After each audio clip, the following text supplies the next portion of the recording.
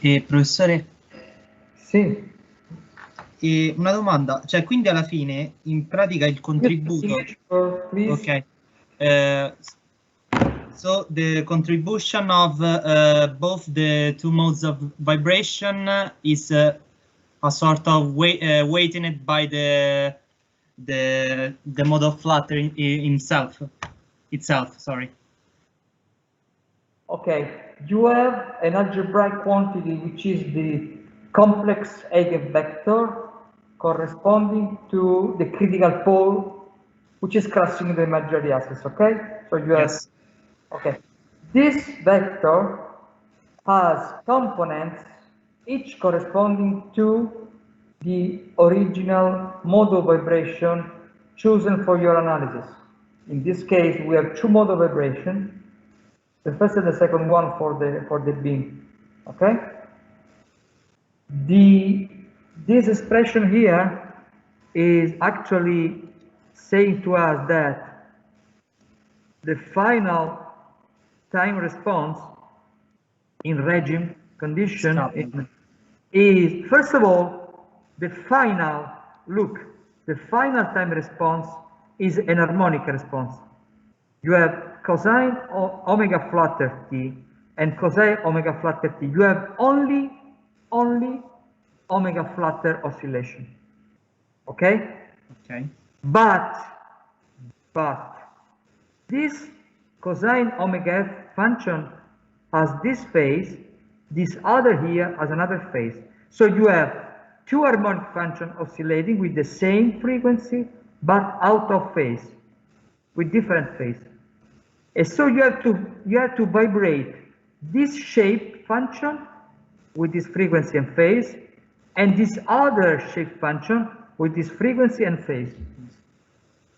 The final result is that you have not a steady wave representation of the motion, but you have something. Can you see me in the video? Can you see Yes. me? Okay. You don't have something like this. All the points reach maximum in the same time, zero in the same time, and minimum in the same time, but you have something like this.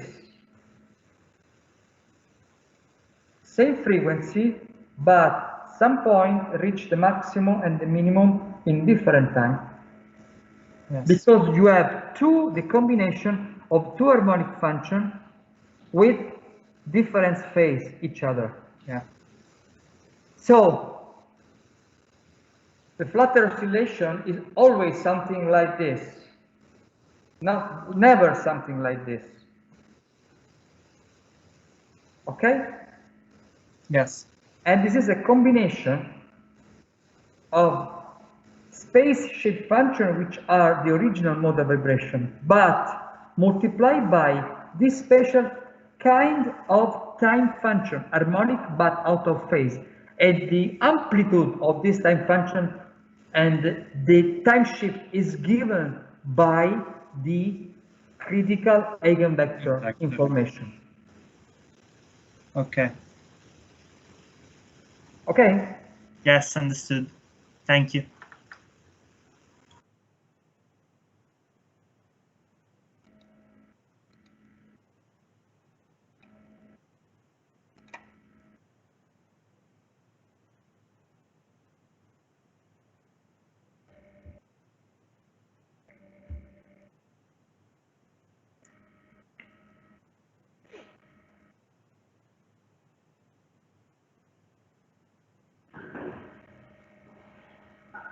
I have to apologize you in advance, but today I have to leave the lecture few minutes before 4 o'clock because I have a meeting at the Central University City, and so I have to move in time for reaching this meeting. Please do not desperate for this.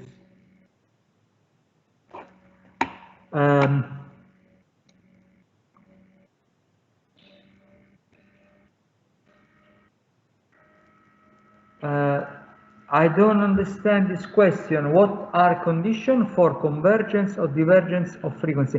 What do you mean for convergence or divergence of frequency? In that sense, in what sense the frequency may diverge or converge? I cannot understand. If you want, you can also speak in English and turn on your microphone for better explain your question. I don't understand. I am talking with Piyush Masih.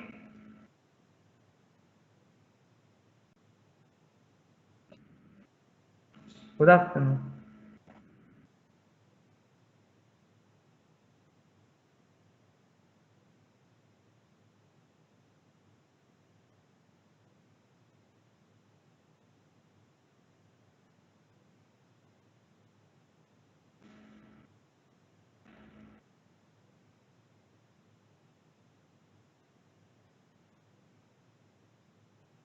Omega 1 plus, okay, you are confusing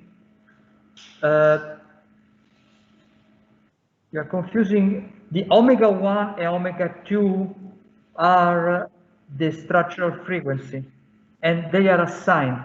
These two are the frequency associated to this mode shape here, the first one, omega 1, and the other, omega 2, is the natural frequency associated to this. Natural frequency means that if you don't consider aerodynamic effect, if you put this shape, for example, as initial condition, well, what you obtain for your system is an oscillation with only this shape multiplied by an harmonic motion, and that's all. This is the characteristic of mode of vibration and natural frequency associated. But we have used this shape, this mode shape, and also this frequency for describe the solution, also including the aerodynamic effect. And the result is this solution, which is a combination of these bricks given by this shape, but combined by this strange harmonic motion with different phases, like that, like this cosine function. Okay, so omega 1, omega 2, I discussed on omega 1 and omega 2 yesterday for evaluating the limit stability condition. And I don't know if you are confusing this letter here. This is not omega, this is W. W is something like appendix, like here. And omega does not have. So please do not confusion between this and this symbol. Okay. Okay. So go ahead and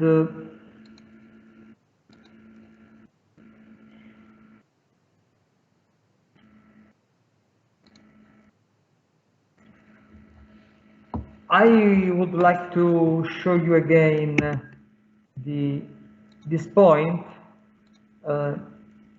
just to have an idea, physical idea on what happening.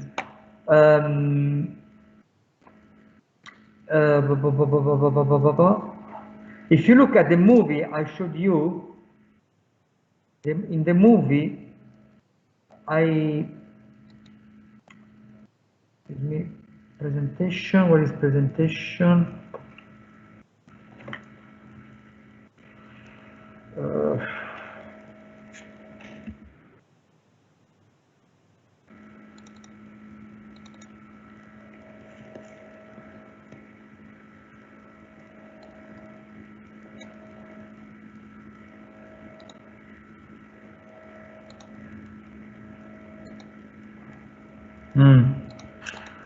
Excuse me, I can't find the link.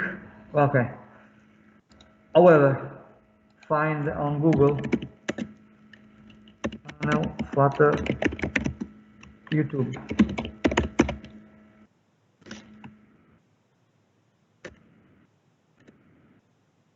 Okay.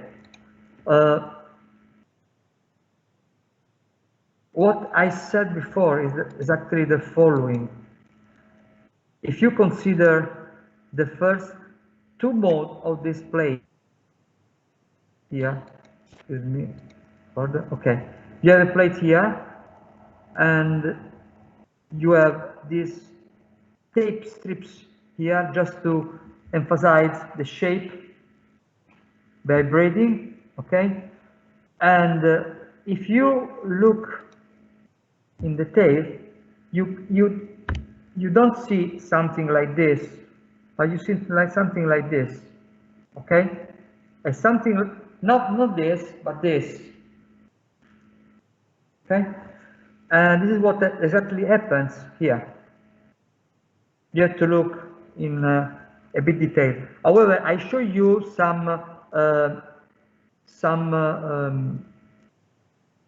simulation later, not today, just to show you this special behavior given by the flutter eigenvector. Okay, the flutter eigenvector is responsible of the combination of the two original structural mode or no aerodynamic mode in that sense. Okay, I want to show you your first exercise, which is essentially an application of what we have developed this day, past day. And in this exercise, I introduced the model, as you know very well.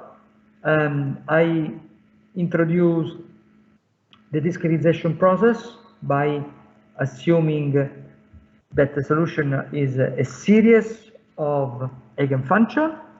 Final equation this here in time. The coefficients are all defined in this table, exactly what we did. I have also included an eventual external load, truly external, not the piston theory load, but something else as external load applied to.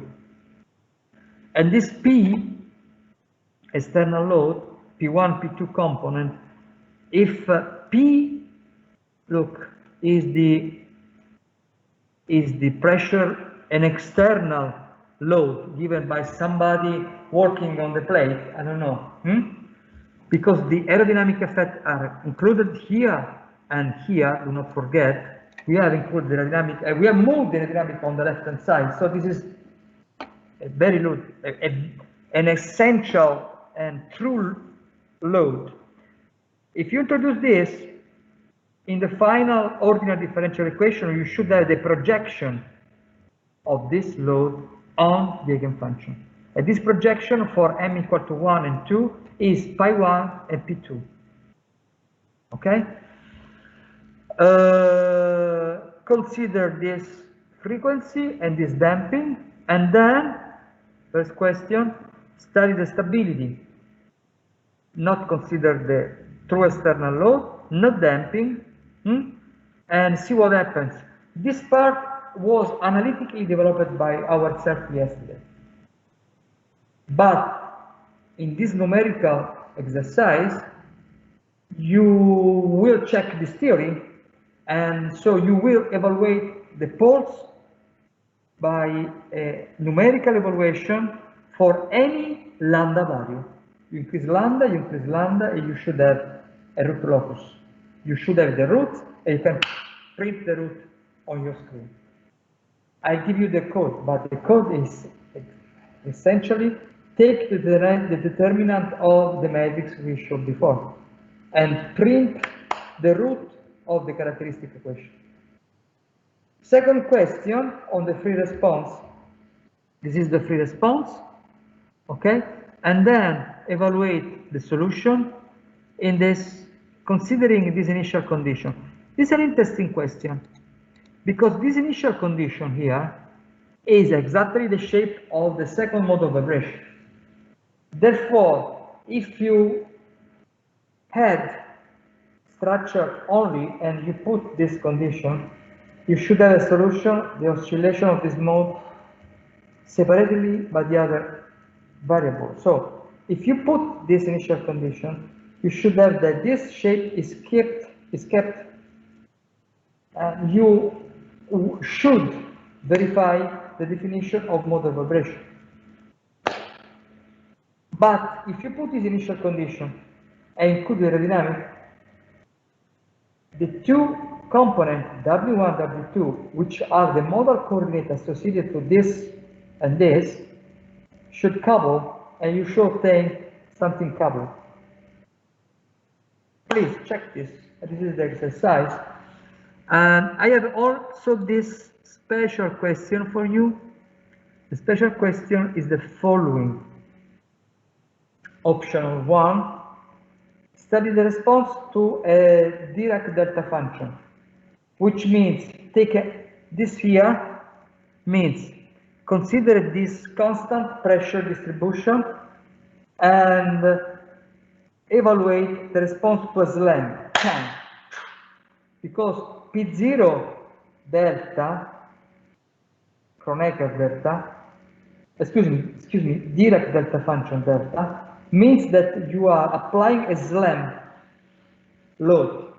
So just a constant pressure distribution applied only in a time, the initial time, as a Dirac delta function. It is optional.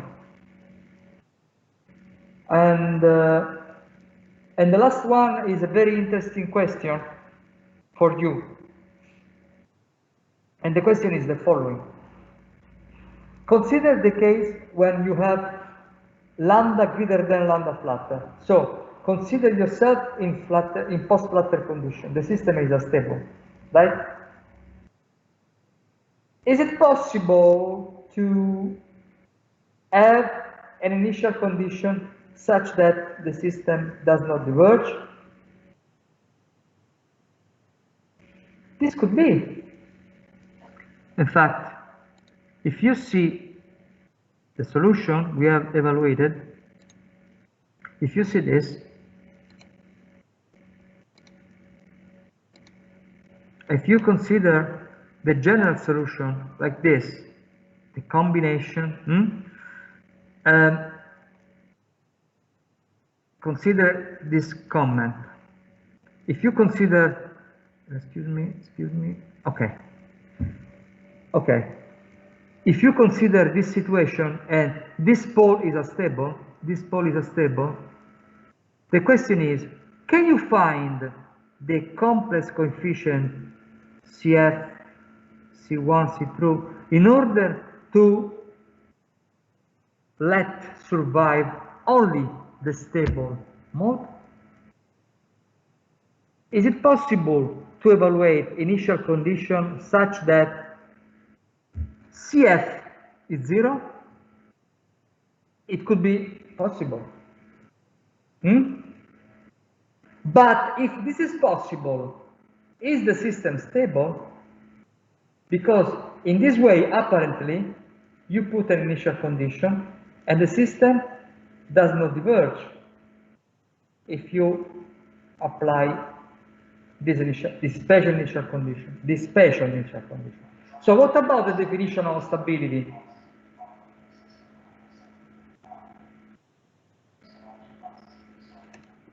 Happening? It's me?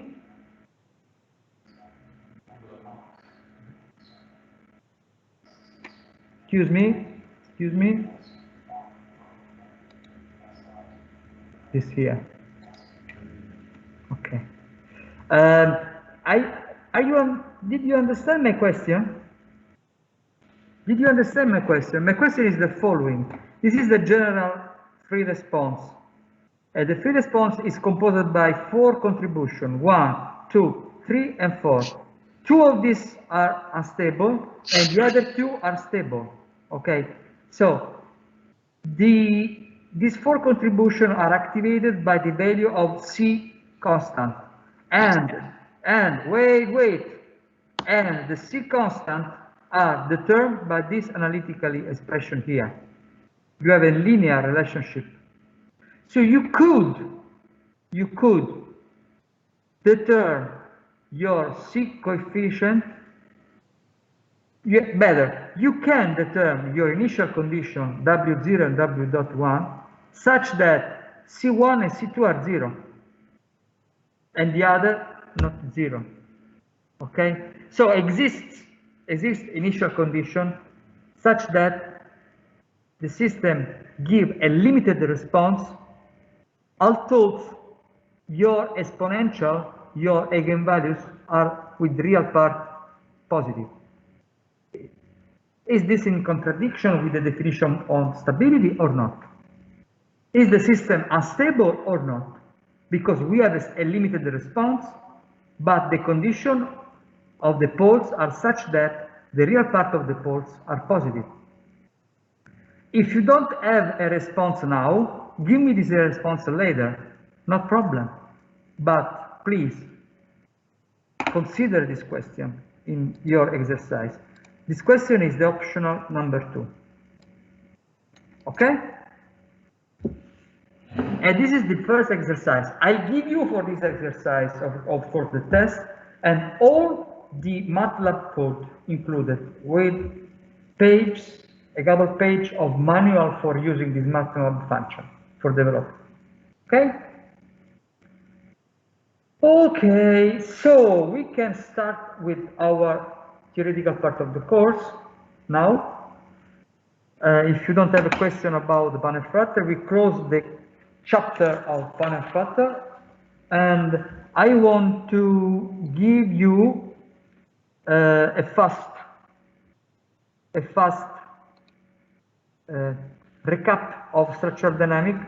I realize that most of you are familiar with model analysis, and therefore I will give to all of you a very fast recap of this theory.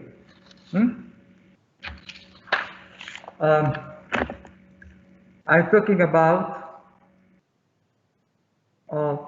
structural dynamics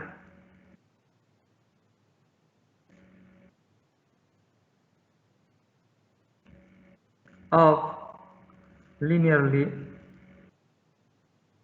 elastic solids of body. Okay? Okay.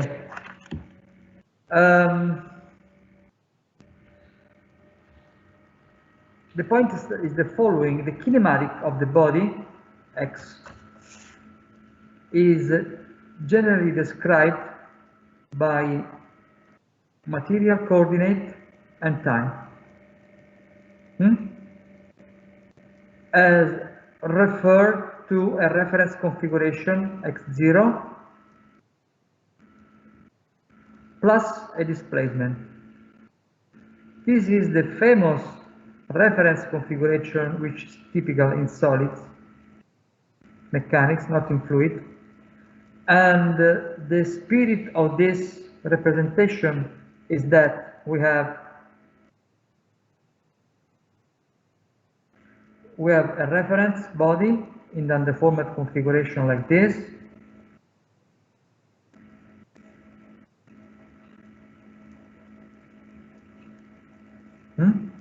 And this is our frame of reference.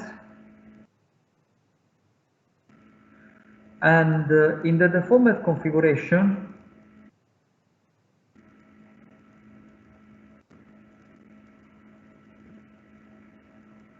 like this,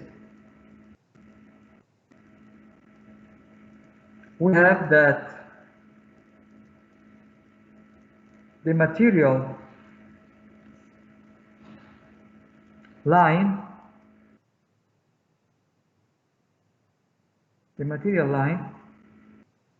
here in the initial configuration, I have painted with a brush this green line on my initial structure.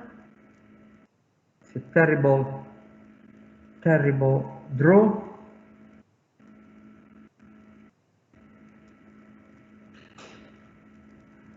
I have this, and after the deformation, I have this.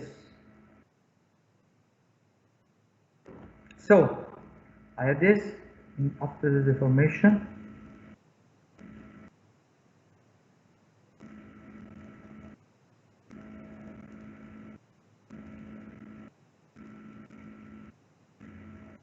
Okay, and therefore this x0 and u are the following vectors. This is the reference vector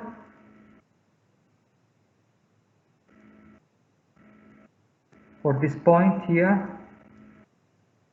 This point here is currently moved to here, and so this is u, the displacement. So we have x0 for such a material point fixed. This alpha are material coordinate 1, 2, 3 are fixing this point, and the displacement here is the displacement u vector, which is a function of the same point and the time. Okay, so this is the reference configuration, the reference representation, referential representation, in the sense that the motion, this is the motion, can be represented in terms of displacement. So we have, this is the motion,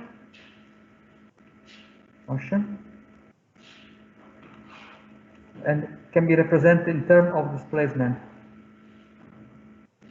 which is a displacement with respect to a reference configuration. The reference configuration is typically the undeformed configuration.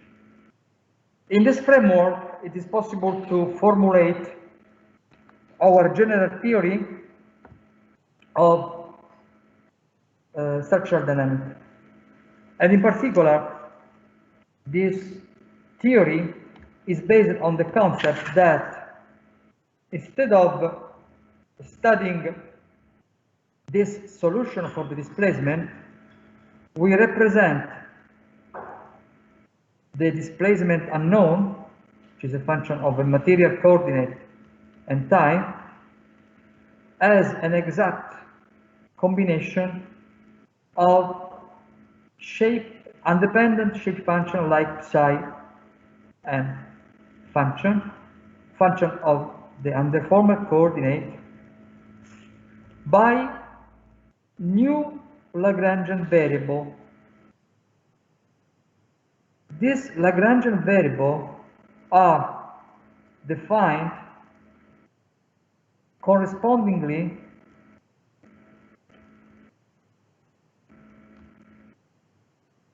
to the introduced shape function psi.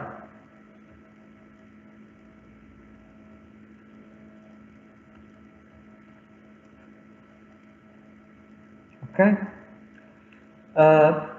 If you use an infinite number of this function, this is the old story that I already told you.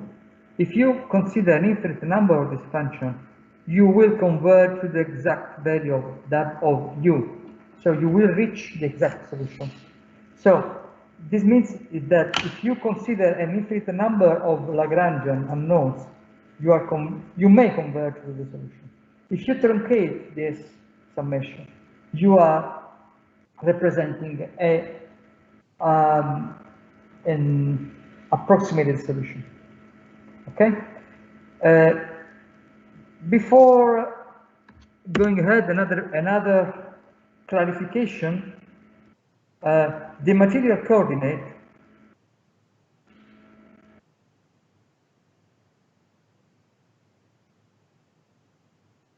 may be defined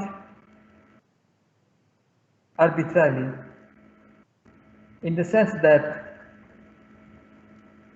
I can use my paintbrush and see lines on my body, and I can identify by this arbitrary reference coordinate any material point of the structure, material point. But a very common choice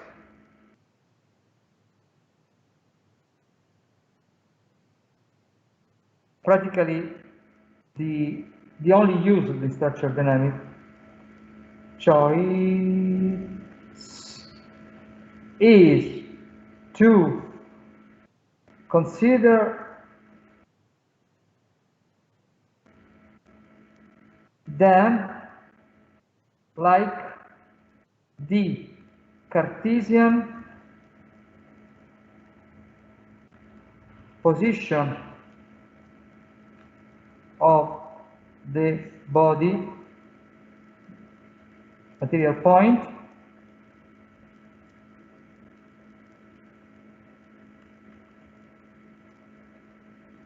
in the undeformed configuration.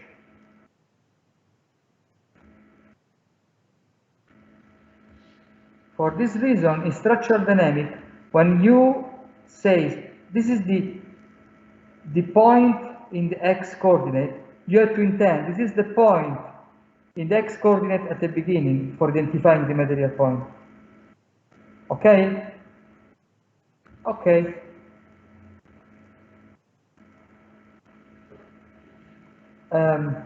Configuration. Okay.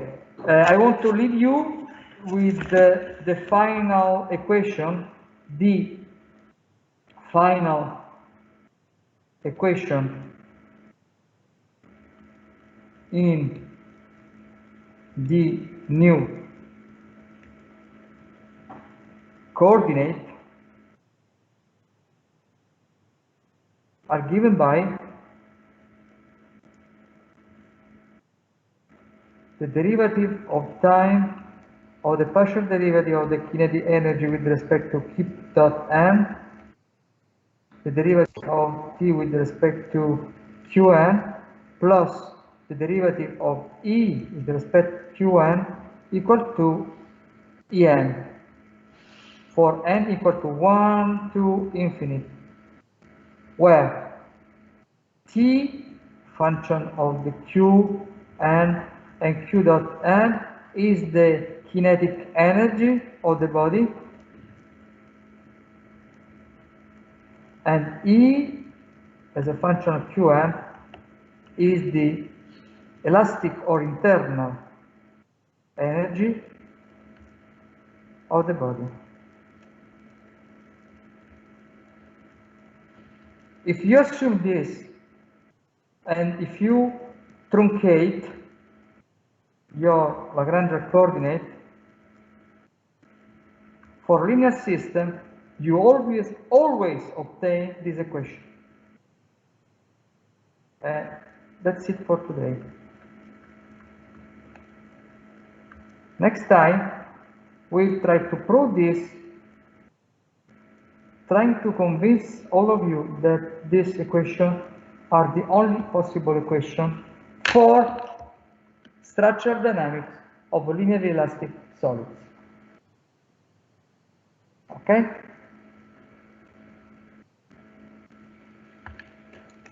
Okay. Maybe we have a few minutes.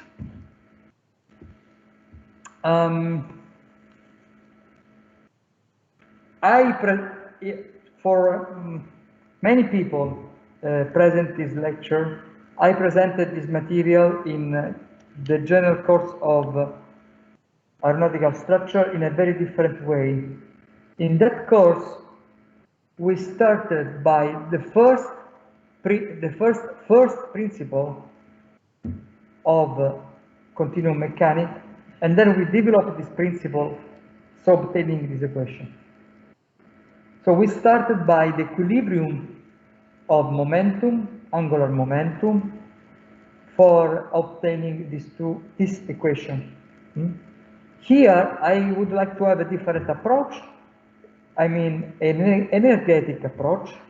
And this energetic approach consists of imposing the stationarity of the energy, of the total energy, composed by the kinetic energy and the elastic energy of the body.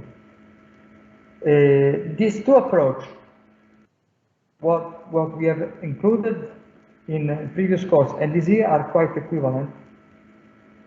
So this Lagrange equation of motion are the result of imposing the stationarity of the total energy associated with the system. The total energy is the energy associated to the kinetic energy, the elastic, and the external load. Okay? So this is a bit different. And what we have to do is essentially, one, try to express the kinetic energy as a function of q vector and q dot vector, and then take the derivative of this quantity with respect to q dot and q dot n in order to see what happens to our Lagrange equation of motion. We have assumed this model. We assume this equation. We don't want to demonstrate because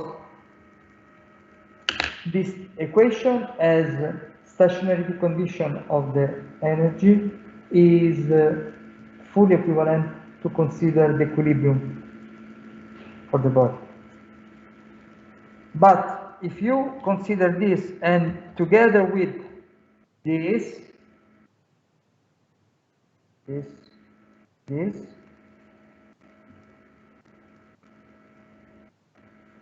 and then take the equation, the key point is to assume that the displacement is a combination of this.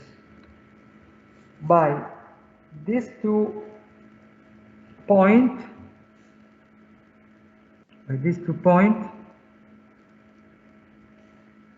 this and this, we should obtain the final result I show you. Okay? And this is the material of the next lesson, very fastly. I will emphasize issue on finite element analysis. So the shape function probably we consider are 2 kinds of function. The shape function of finite element analysis and the mode of vibration. Okay? And that's the material of the next lesson about this. Okay, so thank you. I'm sorry for this bit anticipation and see you this Monday. Thank you.